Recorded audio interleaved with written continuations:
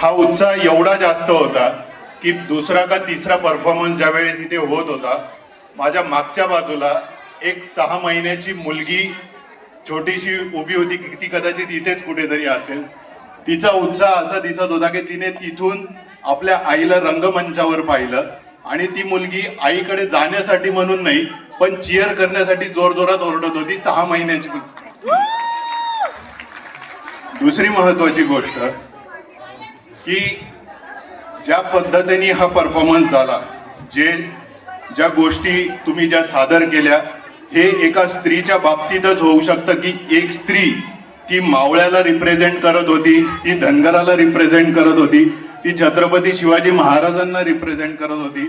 या प्रसंगी मला जिजाबाई, लता मंगेशकर असतील, विठाबाई नारायणगावकर असतील, या सगळ्या स्त्रियांची मला आज आठवण झाली या निमित्ताने. आणि सगळ्यात महत्वाची गोष्ट म्हणजे आज आपल्या शहराच्या प्रथम महिला ज्या महापौर आहेत त्या आपल्याला लाभल्या.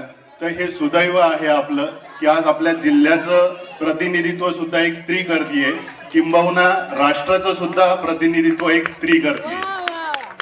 राहिला प्रश्न शेवटचा की स्त्री असणं ही सोपी गोष्ट नाहीये. मला मी एक सायंटिस्ट आहे, त्याच्यामुळे मी एकच गोष्ट सांगू शकतो की या निर्मात्यांनी या पृथ्वी तलावर सगळ्यात सोपी प्रतिकृती जी निर्माण केली असेल ती एक स्त्री आहे. सगळ्यात कॉम्प्लेक्स काही निर्माण केलं असेल ते सुद्धा एक स्त्रीच आहे. राहिला शेवटचा प्रश्न, जे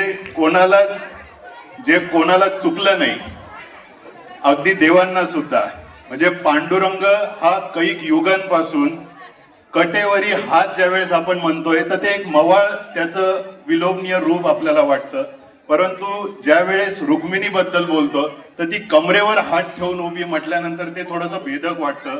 तो इतका घाबरलेला आहे की ती विचारते की तू मला न सांगता इथे आलाच कसा, कारण पहिले पांडुरंग आले आणि रुक्मिणी ही नंतर अवतरलेली आहे. तर त्याची हिंमत नाहीये एवढ्या युगापासून मागे एकदा रुक्मिणीकडे वळून पाहण्याची की हिला उत्तर द्यावं लागेल.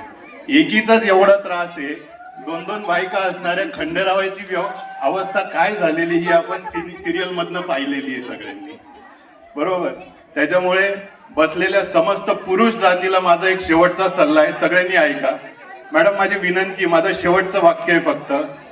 पुरुष जातीला सगळ्यांना शेवटचा सल्ला आहे, स्त्रीचा आदर करा, सन्मान करा आणि इतकं प्रेम करा. ते किती असावं शेवटचं वाक्य सांगतो.